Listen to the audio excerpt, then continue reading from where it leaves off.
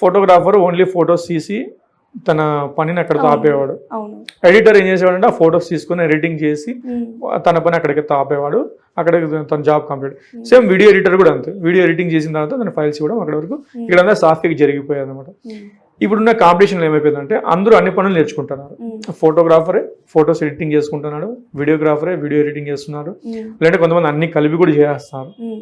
దీనివల్ల ఏమైపోయిందంటే ఎగ్జాంపుల్కి నేను ఒక వెడ్డింగ్ తీశాను, ఒక 1 year అయిపోయింది, వీడియో ఎడిటర్కి ఇచ్చి ఇంకా అతను నాకు ఇంతవరకు డెలివరీ చేయలేదు. ఏమన్నా ప్రాబ్లం అంటే అతను కూడా కెమెరా పట్టుకొని తిరుగుతున్నాడు. ఇప్పుడు నాకు ఎడిటింగ్ చేసి ఇచ్చేవాళ్ళు ఎవరు?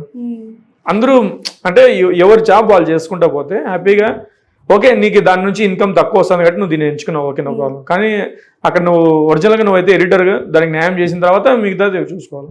ఇప్పుడు నేను సఫర్ అవుతున్నా యాజ్ అ ఫోటోగ్రాఫర్గా, నేను సఫర్ అవుతున్నా. నువ్వు వీడియో ఇంతవరకు నాకు ఇవ్వలేదు, నేను కస్టమర్ ఎన్నిసార్లు చెప్పుకోలే.